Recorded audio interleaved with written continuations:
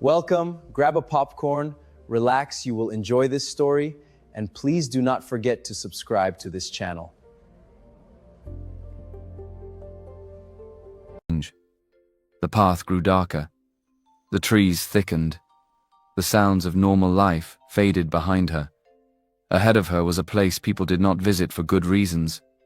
But Auntie Ugochi did not turn back. She kept walking. The path ahead of her was narrow and lonely. The farther she went, the less the road looked like something made for ordinary people. The trees became thicker. Their branches crossed over one another like hands trying to block out the sky. The air felt colder there, even though the night was not cold. The ground was uneven, full of twisted roots and broken branches. At one point, her wrapper brushed against something on the ground.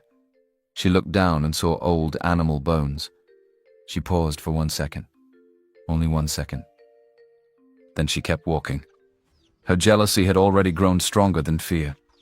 In her heart, she kept repeating the same thing. I will not accept defeat. I will not sit and watch that orphan girl enter wealth while my own daughter remains here. I will not. At last, she reached a giant ancient tree standing deep inside the forbidden part of the forest. Its trunk was thick and dark, wider than two men standing side by side. It looked older than the whole village. Auntie Ugochi looked around once, then raised her hand and knocked 3 times on the tree. Nothing happened at first. Then the silence around her changed. It was not a sound exactly. It was more like the air had moved. From behind the tree, a tall figure stepped out. Its face was covered. Auntie Ugochi felt fear rise in her chest, but she kept her feet planted. The figure said nothing. It only lifted one hand and pointed deeper into the forest. Then it spoke in a low voice. From here you will close your eyes. Auntie Ugochi swallowed. The figure continued. If you open them before you are told, you will regret it. Her mouth went dry, but she nodded. She closed her eyes. A rough hand placed a dry stick into her palm. She held one end. The faceless guide held the other. Then the journey began. She walked with her eyes closed, following the pull of the stick, hearing only strange things around her. Cracking branches, wind that seemed to blow from nowhere, soft sounds in the darkness that did not sound like normal night creatures. By the time she was told to stop, her legs were trembling. Open your eyes. She did. She was now standing in front of a small hut built in a clearing hidden inside the forest. The place looked old and wrong. Small clay pots sat near the entrance. Animal skins hung from one side. A faint fire burned somewhere nearby, though she had not seen anyone light it. Then she saw him. The old dibia sat just outside the hut on a low wooden stool. He was thin, wrapped in dark cloth, with eyes that looked too sharp for his age. He did not look surprised to see her. It was as if he had already known she was coming. For a moment, Auntie Ugochi could not speak. Then the old man said, "Why have you come?" His voice was calm, but it was not gentle. Auntie Ugochi took a breath and stepped forward. "There is a girl in my house." The dibia said nothing. "She is an orphan," Auntie Ugochi continued. "Poor, worth nothing, but a rich young man wants to marry her." The old man kept watching her. "My daughter is there too," she said. "My own daughter, the one who should enjoy such a blessing. But this girl wants to take it." Still, the old man did not speak. Auntie Ugochi's voice hardened. "I want the man to turn away from that girl and choose my daughter instead." The old dibia lowered his eyes briefly, then lifted them again. "That can be done," he said. The relief that rushed into Auntie Ugochi was almost immediate. But the old man lifted one finger. "Nothing is done for free." She nodded quickly. "I will pay." "It is not only money," he said. Then he asked her to come closer. From beside his stool, he brought out a small calabash covered tightly with red cloth. He placed it between them and spoke slowly, so there would be no mistake. "This water will not work by being poured carelessly like medicine into a sick man's mouth," he said. "The first time must be done with intention. Your daughter must be the one to serve him. It should enter his body through something he receives from her hand willingly." Auntie Ugochi listened closely. "After that," he continued, "it must continue for some time in small amounts. Not enough to draw attention. Food, drink, a little at a time.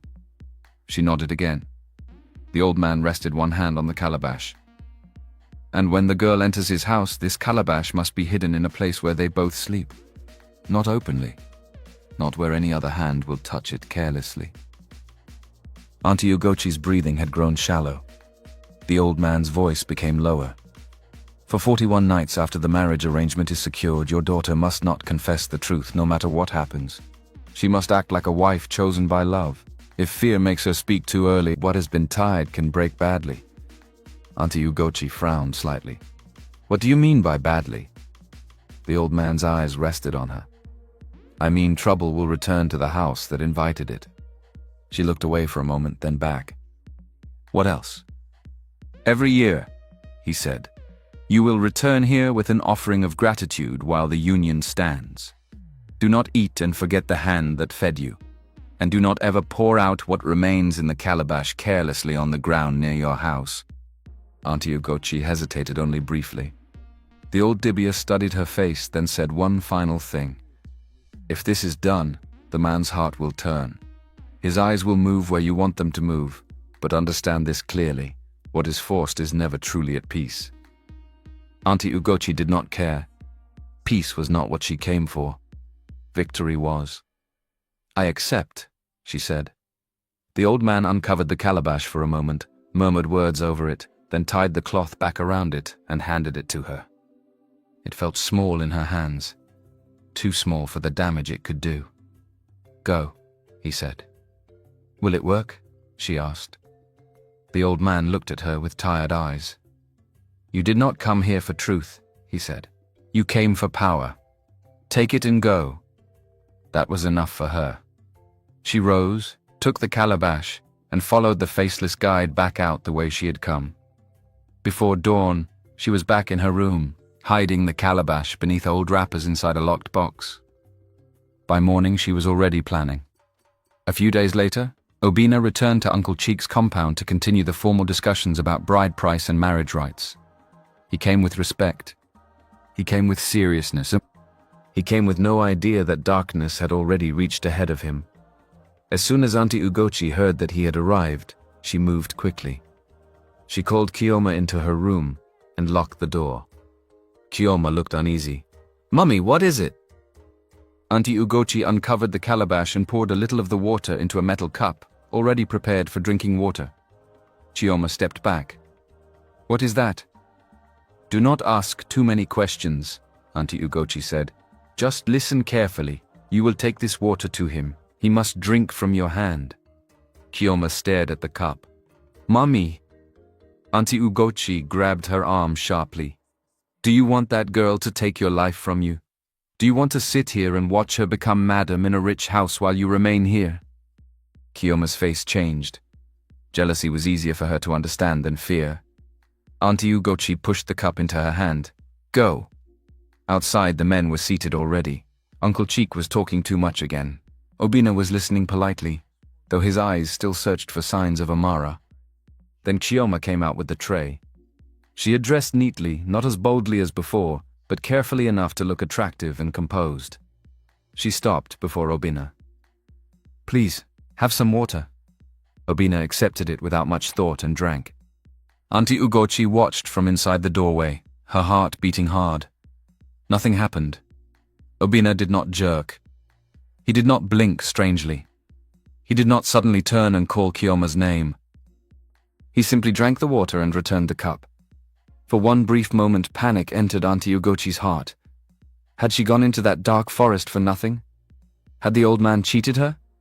But before her fear could settle, Obina spoke. We should not delay things too much, he said. If possible, let us move the traditional rites forward. Uncle Cheek looked pleased. That can be arranged. Obina nodded. Good. The sooner we do it properly, the better. Auntie Ugochi felt a chill run through her body.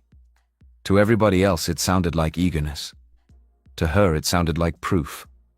The thing had entered. The work had started. That night, she smiled to herself for the first time in days. From then on, she became even more careful. Whenever there was a chance, she found small ways to let Kiyoma be the one to hand something to Obina, A drink, a taste of something, a small act that looked harmless from outside. And slowly, though no one could yet explain it, something about Obina began to shift. Not enough for people to notice openly, but enough for Auntie Ugochi to keep believing. Then the bride price day arrived. The compound was full from early morning. Family members had gathered, elders had come, neighbors stood around pretending not to be watching too closely. Obina's people were present too, and there was movement everywhere. Inside her small room, Amara sat quietly while older women helped her dress. Her wrapper was simple but beautiful. Her blouse was neat. Her hair had been arranged carefully. She looked nervous, but underneath the fear was something she had not allowed herself to feel fully until that day. Hope. She believed this was the day her suffering would finally begin to end. Outside, Obina sat among his people looking calm. Too calm. Now and then his eyes drifted, and there was a strange distance in them that nobody fully understood. But because this was a traditional occasion, people read his quietness as seriousness. Chief Emeka was there too, composed and observant. Mrs. Ifeoma sat beside him, not fully relaxed but present. As the rites continued, the elders spoke, kola nuts were presented, drinks were shared, and questions were asked in the old proper way. At last came the moment everyone had been waiting for. The bride would come out with a cup of palm wine to identify her husband. Inside the room, the women smiled and adjusted Amara's wrapper one last time. One of them said softly, "Go with joy, my daughter." Amara's hands trembled slightly as the cup was placed in them. Then she stepped out. The compound quieted. She walked slowly, her heart beating hard enough to shake her chest. Her eyes searched through the gathering until they found Obina. He was there. This is it, she told herself. This is the day everything changes. She moved toward him, holding the cup carefully in both hands. People were smiling. Some were already murmuring with approval. Even a few who had always pitied her were beginning to think maybe, just maybe, life had remembered her at last. Amara stopped in front of Obina and lifted the cup toward him. Her eyes were soft with fear and trust. For one brief second, Obina looked at her. Then his face changed. He frowned slightly as if something about the moment was wrong. The whole compound seemed to pause. Amara's hand remained stretched toward him. Then Obina spoke. His voice was clear. "I don't want her." The words did not make sense at first. Amara blinked. Some of the elders frowned, thinking they had heard wrongly. But Obina continued. "We did not come here for Amara," he said. "We came for Kioma." The world seemed to stop. No one moved. No one spoke. Even the birds in the nearby trees sounded far away.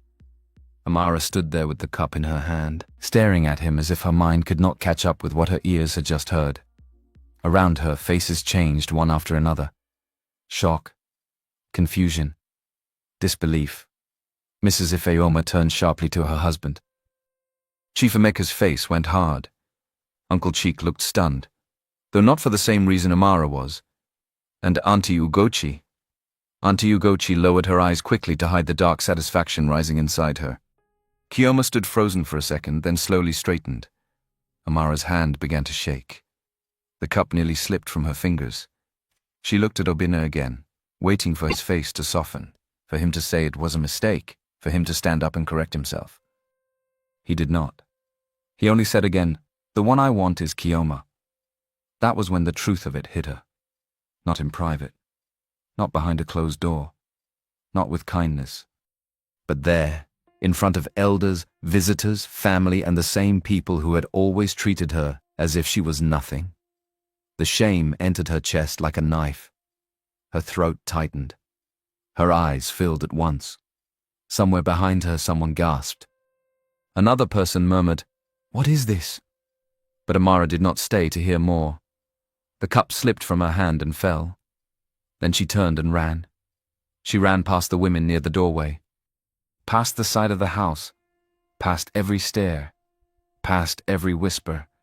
She ran with tears blinding her eyes and her heart breaking so loudly inside her that it felt as if the whole world must be hearing it. and behind her the compound remained frozen in disbelief. For a few long seconds, nobody seemed to know what to say. Then voices began to rise, not in celebration, in shock. Chief Emeka stood up at once, his face dark with anger. "Obinna, what is the meaning of this?" Mrs. Ifeoma was already on her feet too. "What kind of disgrace is this?" Justin, who had come with Obinna's people, looked completely embarrassed. He had never seen his friend behave like that before.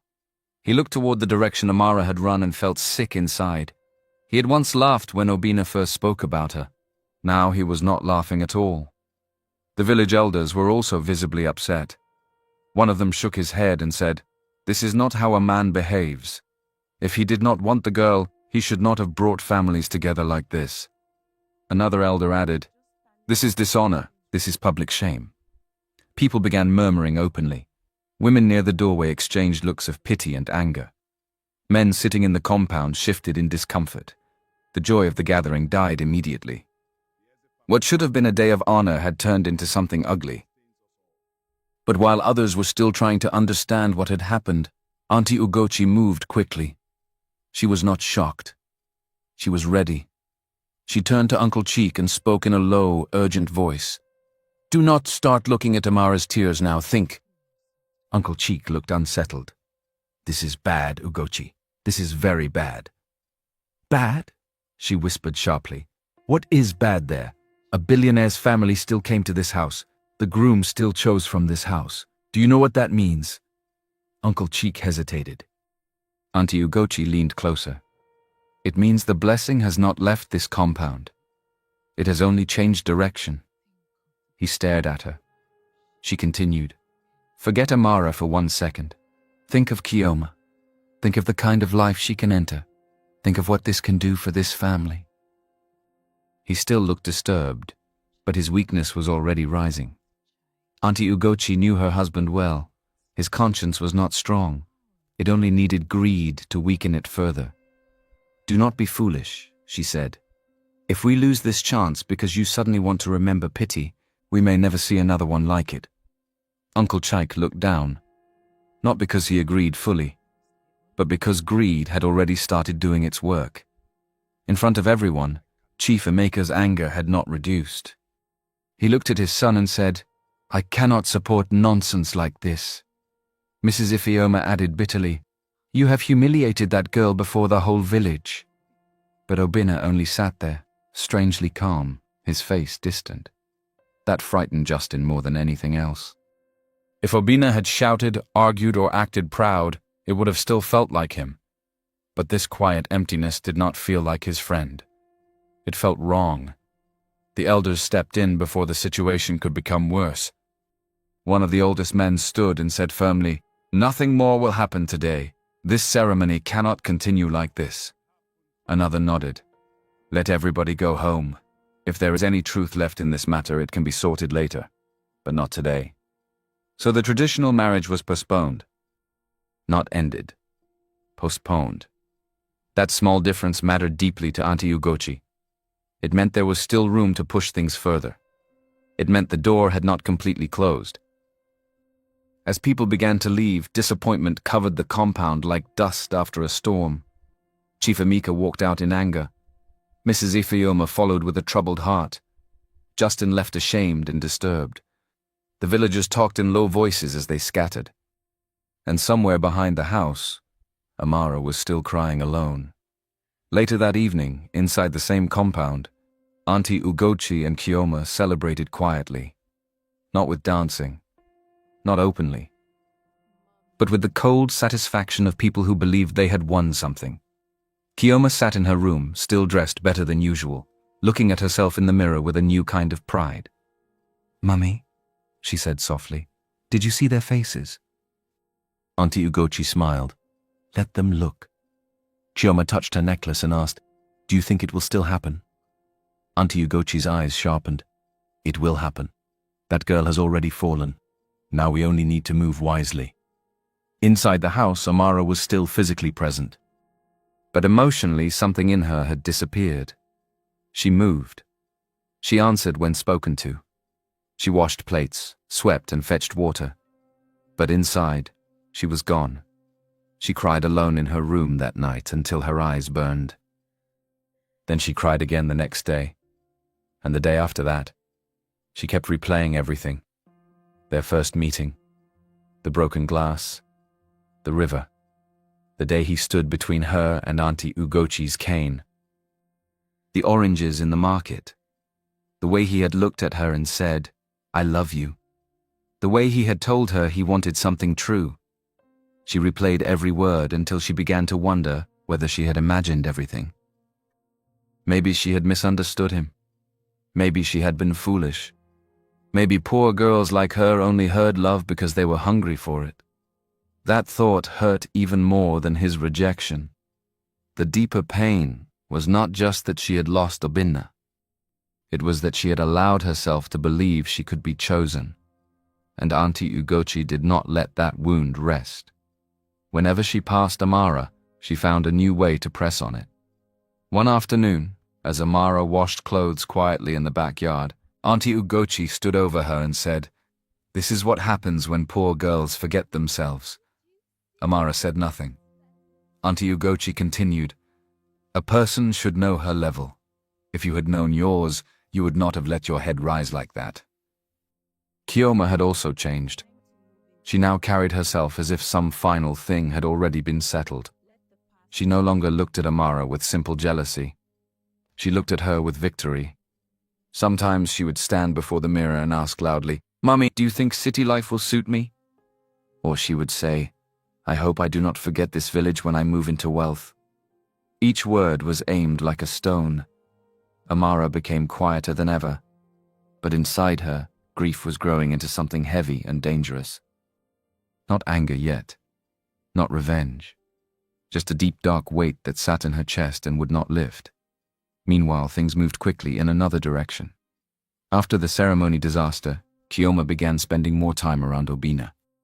At first it was in small ways, short visits, formal excuses, a reason to bring food, a reason to check on something left unfinished. Then, little by little, those visits stretched longer. Because Obinna was no longer acting like himself, he did not resist. He no longer behaved like a man with strong will. He had become strangely emptied out, passive, distant, emotionally flat. He was not violent, he was not rude, he was simply not fully there. And Auntie Ugochi used that. Before long, Chioma moved into Obinna's mansion as the intended bride. Once inside, her true nature came out fully. She began ordering the staff around as if she had owned the place all her life. "If tea was late," she shouted. If the floor was not shining enough, she complained. If a maid entered a room without knocking twice, she spoke like a queen insulted by peasants. The staff noticed immediately that she was not like the kind, quiet girl they had imagined their master would one day bring home. She was harsh, suspicious, controlling. Most of all, she was protective of the bedroom. She did not want anyone near it. She would clean it herself or pretend to. She did not allow the maids to arrange the space under the bed. She did not want hands searching there, because wrapped and hidden beneath that bed was the calabash Auntie Ugochi had told her never to expose. It remained there like a silent evil breathing under the house. And Obinna? He moved around his own mansion like a man who no longer belonged to himself. He obeyed too easily. He spoke too little. His eyes often looked empty, like someone had entered his life and pulled the light out of it. Sometimes he sat for long stretches without saying anything. Sometimes Kioma spoke to him sharply, and he simply nodded. The staff began whispering among themselves. "This is not our master. What has happened to him?" "He is here, but he is not here." It was frightening to watch. He was present in body, absent in spirit. And that was what made the whole thing feel worse than ordinary heartbreak. Back at his family home, Mrs. Ifeoma had begun to notice too many things. At first it was the silence. Obinna no longer called regularly. When he did call, his voice sounded wrong. Low, tired, empty. Not like a man excited about marriage. Not like a man in love. Not even like a man who had simply made a terrible choice and was standing boldly in it. No. He sounded drained, as if someone else was speaking through a closed door. A mother's instinct does not sleep easily. Mrs. Ifeoma became restless. One day, without warning him ahead, she went to the mansion. She arrived quietly and began watching. The house felt strange. Not loud. Not violent. Just wrong.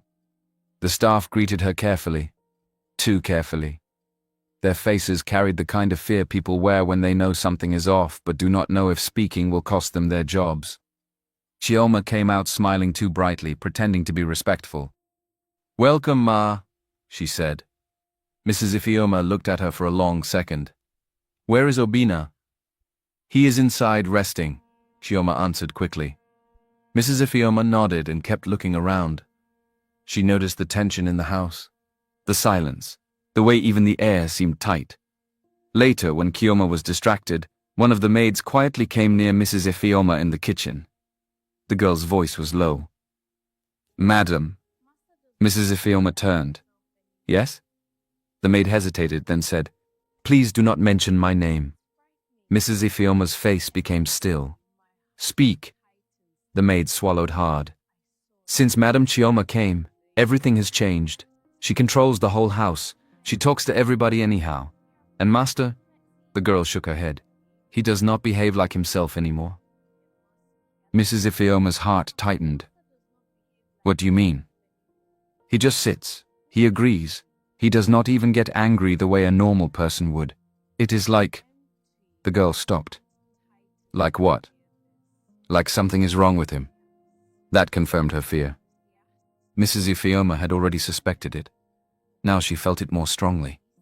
This was no longer ordinary romance gone bad. Something deeper was wrong. Something unnatural.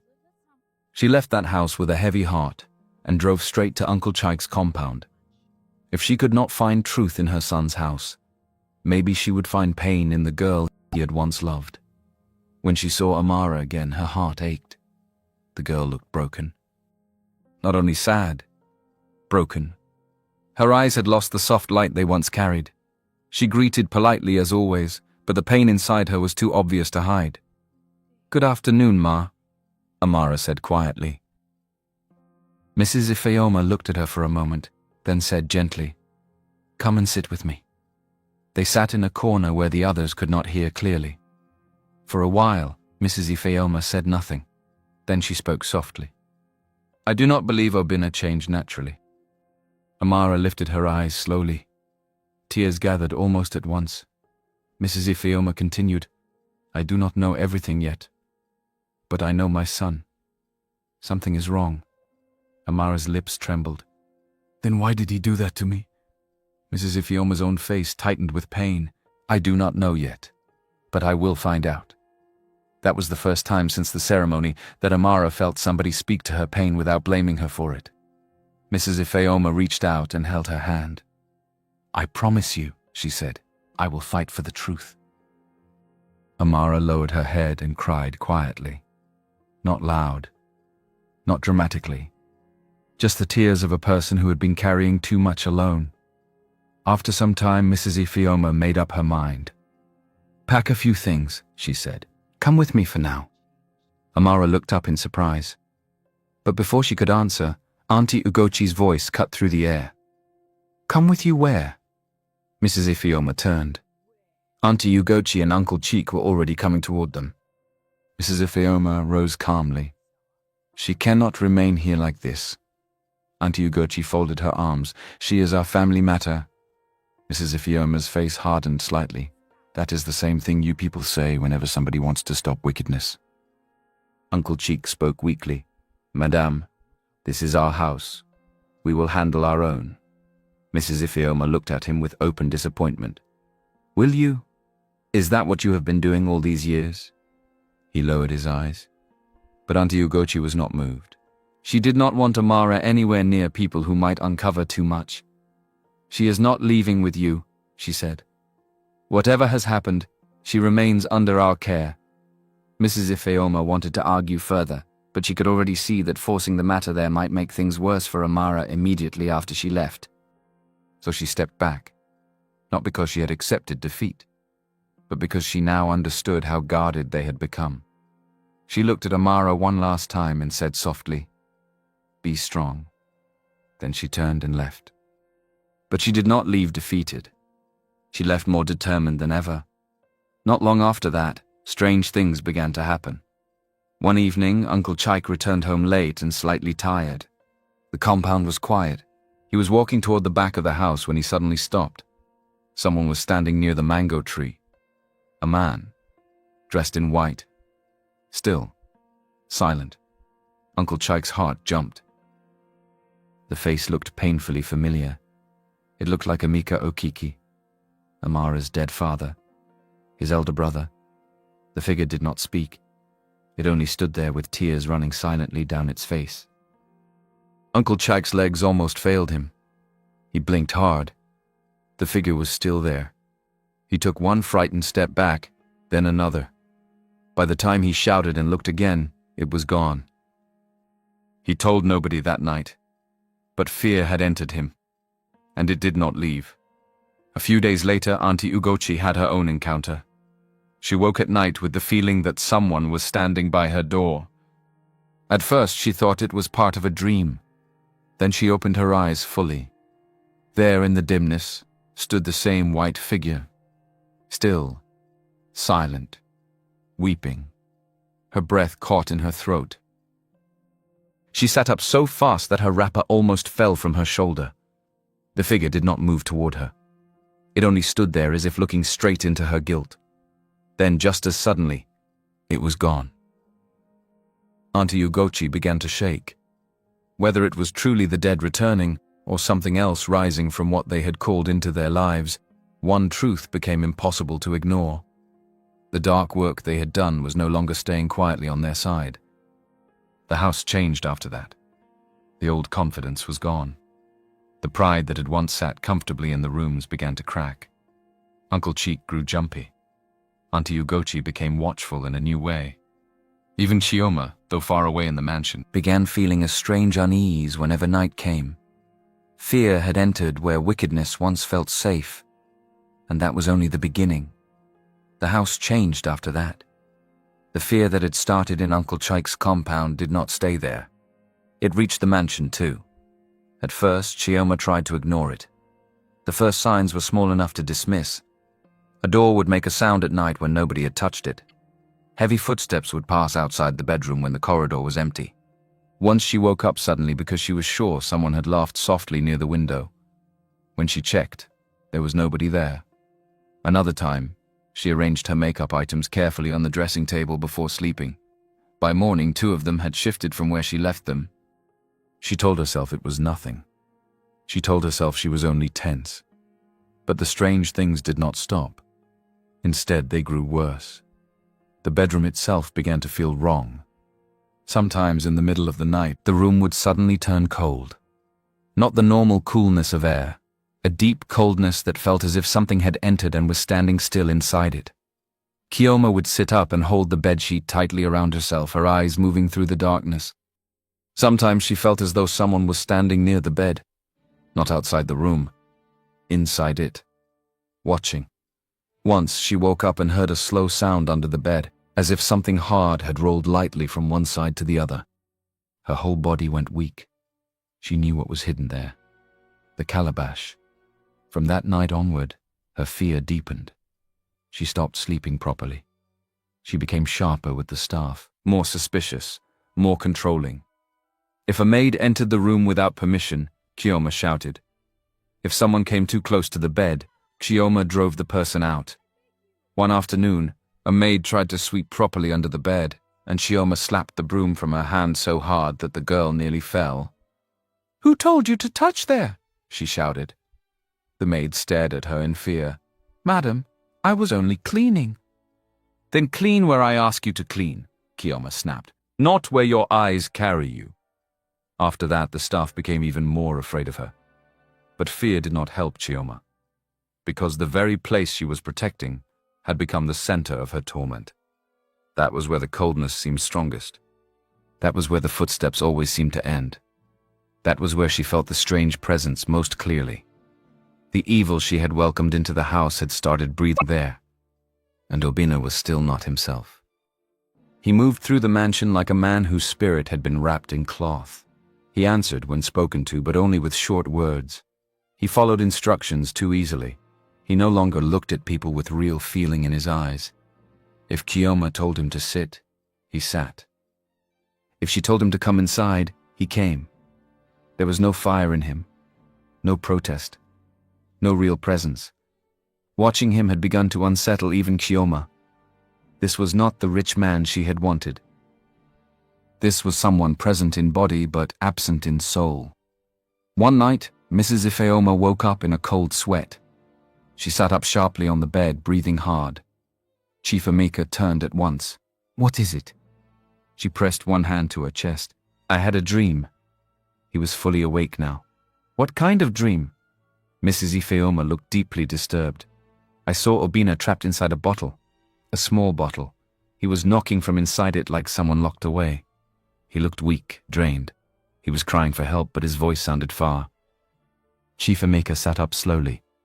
For a moment, neither of them spoke. Then he asked quietly, "Do you think this is about him?" Mrs. Ifeoma nodded. "Yes." The room was silent. At last she said, "Something is wrong. I have been feeling it for days. But now I am sure it is deeper than confusion or bad decision."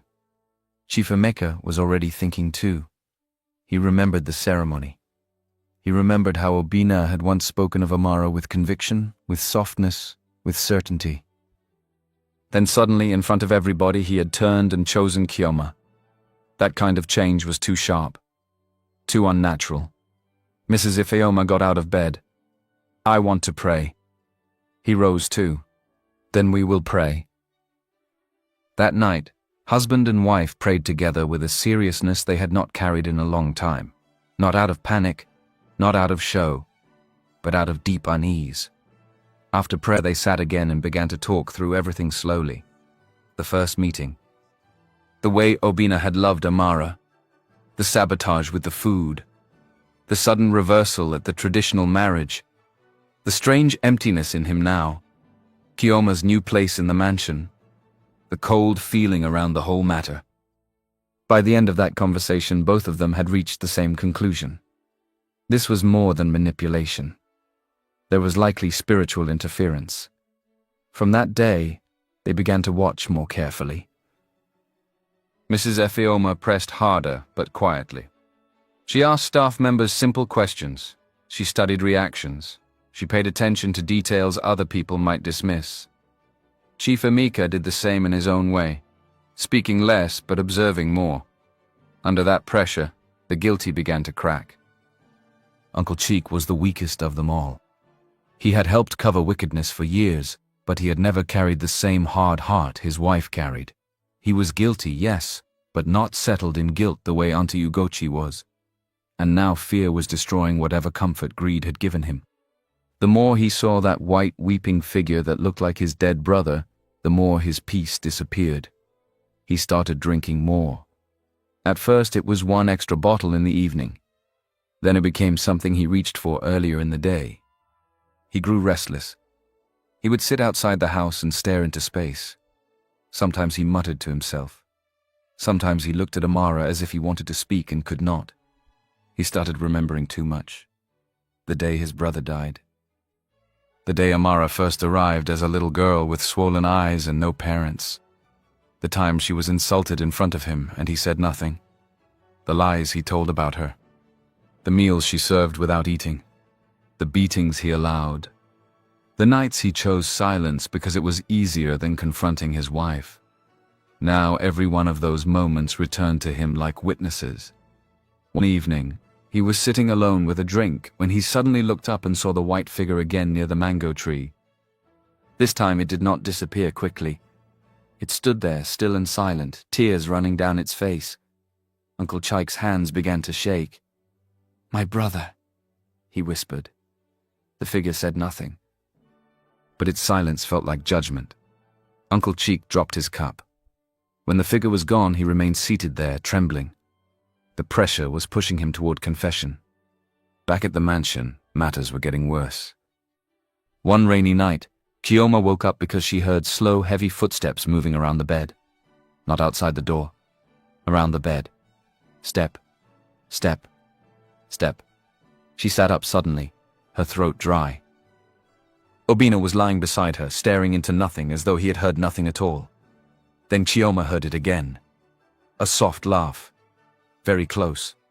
She jumped off the bed and screamed. Staff came running, lights came on, the house stirred awake. But by the time people entered, Chioma was standing in one corner of the room, shaking and pointing at the bed. "There is something here," she cried. "There is something in this room." The staff looked at one another helplessly. No one saw anything. The next morning, word reached Mrs. Ifeoma that Chioma had screamed through the night and almost refused to go back into the bedroom. That was enough. She and Chief Emeka went to the mansion together. When they arrived, Chioma looked tired and irritated. Her face had lost some of its earlier pride. Mrs. Ifeoma did not waste time. "I want to see the room," she said. Chioma stiffened. "There is nothing there." Mrs. Ifeoma looked at her steadily. "Then you should have no problem showing it." Chioma hesitated. That hesitation was enough. Chief Emeka said quietly, "Open the door." Chioma obeyed, but unwillingly. The moment Mrs. Ifeoma stepped into the bedroom, she felt it. The room was cold. Not everywhere. Around the bed. She said nothing at first. She only kept looking. Then one of the maids, the same frightened girl who had once tried to sweep there, spoke nervously from the doorway. "Madam, she never lets anyone touch under that bed."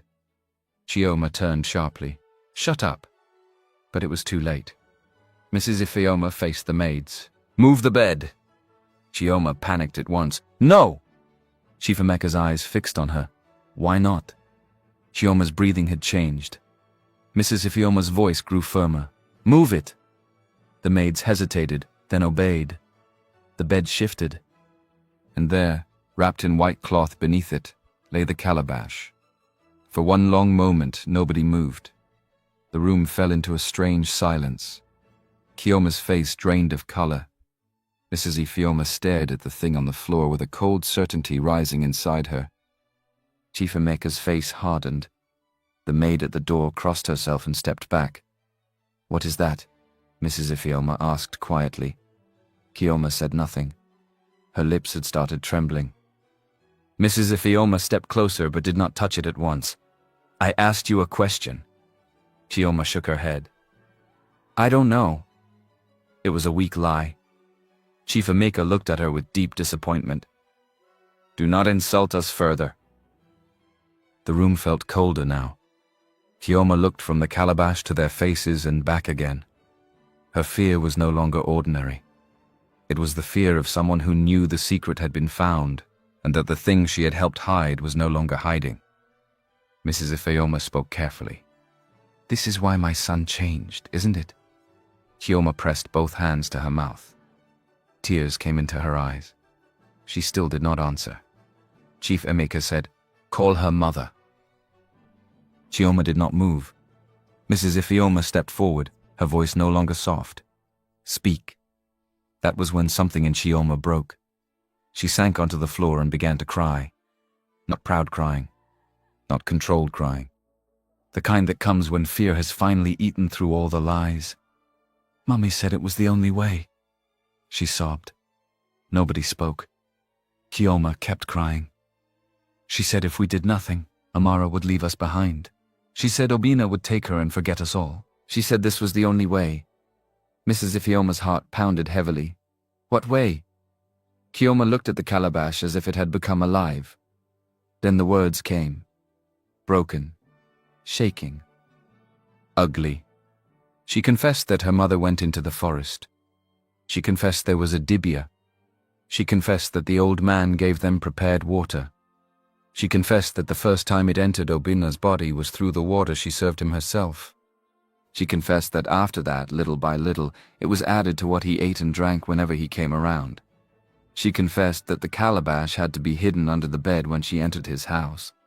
She confessed that they were warned not to speak too early.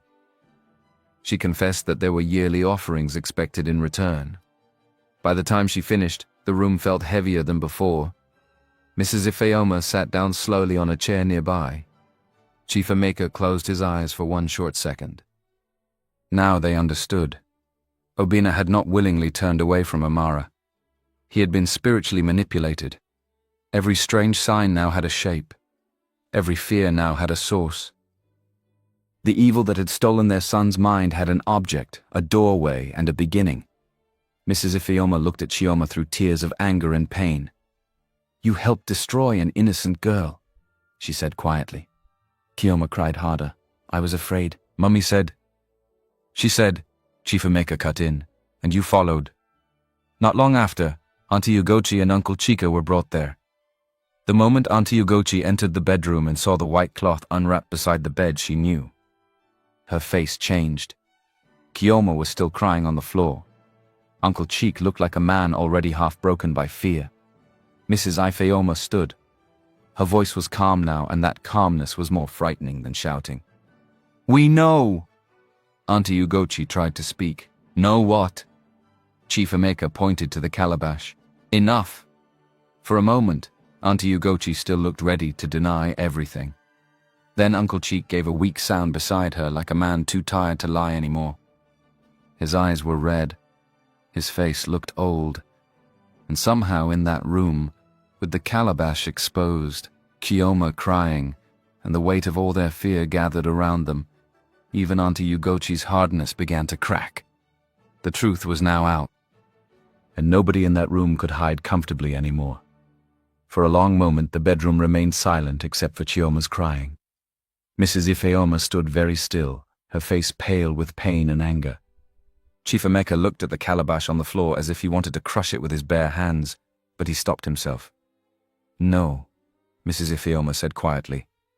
He turned to her. She shook her head. "Not like that. We do not know what was tied to it. We cannot handle it carelessly." Chief Emeka breathed slowly and nodded. She was right. This thing had entered their son's life through darkness. It had to be broken properly. Mrs. Ifeoma straightened and said, "Call Pastor Samuel." Pastor Samuel Okori was not a noisy man. He was an older pastor their family trusted, a man who spoke softly but carried weight. He was the kind of person people called when they wanted truth, not performance. He came that same day. When he arrived and heard everything, he did not shout. He did not dramatize the matter. He only listened carefully while Chioma repeated her confession through tears. Then he looked at the calabash and said, "This is not something to play with." He asked that Obina be brought immediately. When Obina entered the room and saw the people gathered there, his face showed the same strange emptiness that had been haunting everyone. Pastor Samuel watched him for a moment and then said, "He must be prayed for. The object must be renounced, exposed, and destroyed before God openly. No hiding, no secret handling. Everything that was done in darkness must be dragged into the light." That evening they all went to the church. Not for a Sunday service, for a fight. The church was quiet when they entered. A few trusted elders were there. The prayer team was there. Nothing about the place felt dramatic, but everything felt serious. The calabash was placed inside a metal basin in front of the altar. Obina sat in the front row between his parents. Chioma sat some distance away, crying quietly. Uncle Cheek looked weak and broken. Auntie Ugochi refused at first to kneel, but nobody was looking at her with fear anymore. The power had shifted. She was no longer the loud woman controlling a compound. She was a woman standing before her own shame. Pastor Samuel began with prayer. Then he told them all clearly, before anything is broken, truth must speak fully. He turned to Chioma first. "Say again what was done." And Chioma did. This time, not in one frightened rush, but slowly, clearly, with everybody hearing. She said her mother went into the forest. She said the dibia gave them prepared water. She said she was the one who first served it to Obina.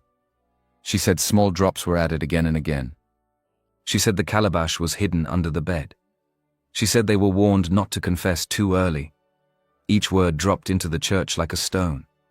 Then Pastor Samuel turned to Auntie Ugochi. "Do you deny it?" For a moment Auntie Ugochi said nothing. Then Uncle Cheek suddenly broke. He fell to his knees and began to weep. Not quiet tears. The broken crying of a man whose sins had finally become too heavy to carry. "I knew things were wrong," he said. "I did not stop it. I lied about the child. I failed my brother. I failed that girl. I failed God. His voice shook badly. I watched my brother's daughter suffer under my roof and I did nothing. That confession broke something open in the room. Auntie Ugochi looked at him in disbelief. Then she looked around and saw it. Nobody was standing with her anymore. Her mouth opened, but what came out first was not denial. It was fear. Her shoulders began to shake. Pastor Samuel looked at her and said, "This is the time to speak truth. Lies will not help you here." And slowly, like poison finally leaving a wound, Auntie Ugochi confessed too. She spoke of the forest, the faceless guide, the old tree, the old dibia, the instructions, the jealousy that pushed her there. She even admitted that she never cared whether peace would leave the house as long as Amara lost Obina. When she finished, the whole church was silent. Pastor Samuel then stood before the metal basin holding the calabash and said, "Everything tied through darkness, let it break by truth and by the name of God." Prayer began. Not soft prayer, deep prayer. The kind that comes from people who know they are standing between bondage and freedom. Mrs. Ifeoma prayed with tears in her eyes. Chief Emeka prayed like a man fighting for his son. The elders prayed. Pastor Samuel anointed Obina's head and shoulders and placed his hand on him. At first, nothing happened. Then Obina's face tightened. His hands trembled. He bent forward as if something inside him was being pulled in two directions at once. Mrs. Ifeoma reached for him, but Pastor Samuel shook his head gently. "Let him breathe." The prayers grew stronger. Obina began to shake his head slowly, like a man trapped inside fog. Then suddenly he cried out. It was not loud, but it was full of pain. His face twisted with confusion, then horror. He clutched his chest and began to weep. Not the empty tears of a man under pressure. The real tears of someone waking up and finding blood on his own hands. Images were returning. The river, Amara's face, her laughter, her fear, the promise he made, the cup of palm wine in her trembling hand, her face when he rejected her, the sound of it, the shame of it. He bent over and cried like a broken man. Mrs. Ifeoma was crying too now. Chief Emeka gripped his son's shoulder tightly. Pastor Samuel continued praying until Obina's breathing slowly steadied. Then the pastor looked at the calabash and said, "It is finished." He poured anointed oil over it, prayed again, and broke it inside the metal basin.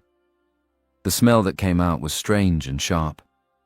The church workers quickly carried the basin outside to a prepared fire behind the church compound. There, under prayer and watchful eyes, the broken pieces and cloth were burned completely. No one treated it casually. No one touched it carelessly. And as the flames rose, something changed in Obina's eyes. The emptiness was leaving. Confusion was still there. Pain was there. But he was back. Really back. When they returned home that night, he did not speak much. He sat quietly in the living room with his parents until the house had gone still. Then he covered his face with both hands and said in a broken voice, "What did I do to her?" Mrs. Ifeoma sat beside him. "It was not your will."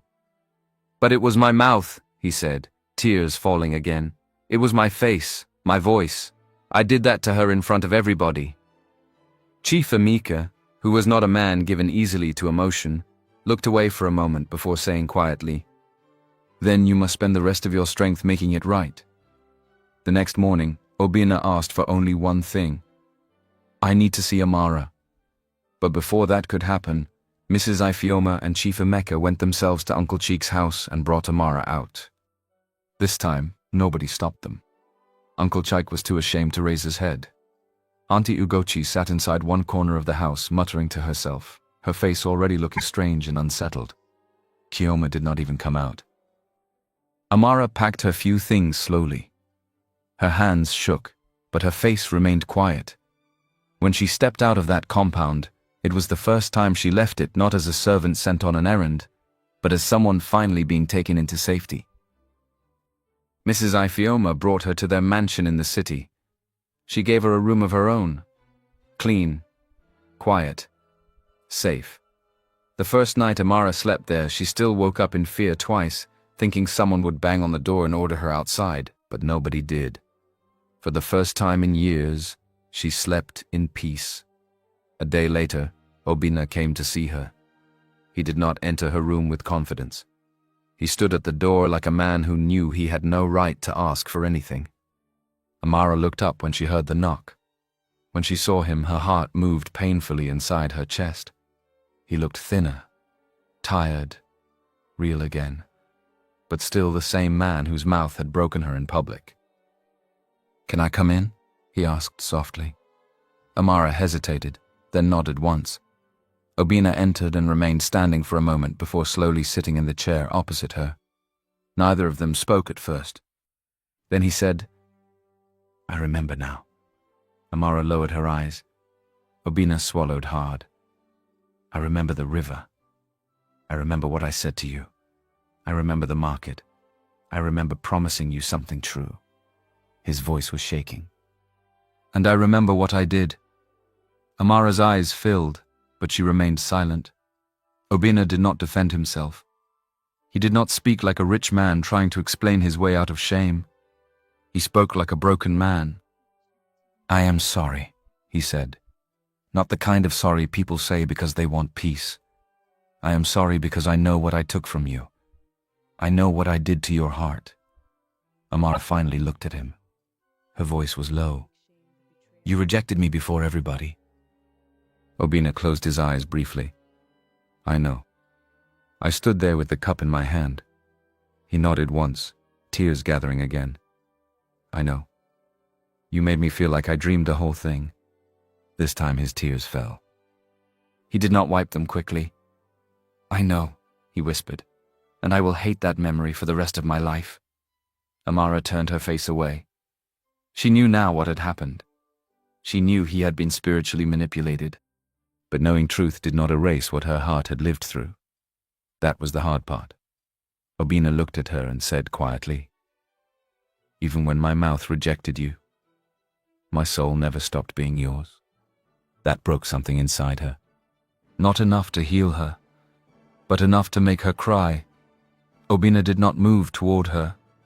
He did not try to hold her. He only said, "I am not here to demand forgiveness. I am here to tell you the truth, and to wait for whatever you decide." For several days after that, Amara kept her distance. She spoke politely. She did not shut him out completely, but she did not run into his arms either.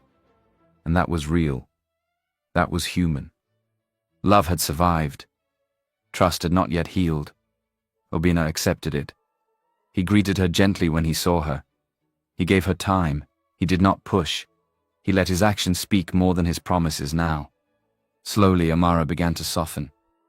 Not because she forgot, but because she could see his remorse was real. Back in the village, consequences had already begun to fall. Once the truth spread, it spread everywhere. People talked in compounds, in markets, on roads, by wells, outside churches. The story traveled far and fast.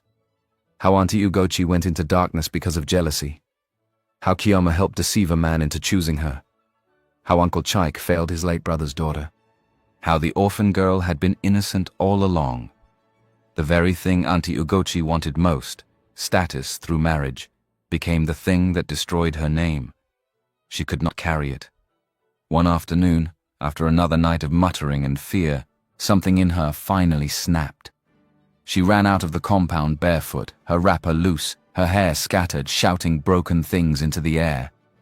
She was not supposed to win. "I did it for my daughter." "Why is he crying? Tell him to stop looking at me." Villagers stopped and stared. Some were shocked. Some shook their heads. Some said openly, "It is good for her." Others said, "See what wickedness has done."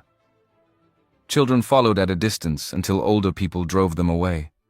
Auntie Ugochi ran through the village like a woman chased by the very darkness she had invited. Kiyoma's own disgrace was complete. She stopped stepping out.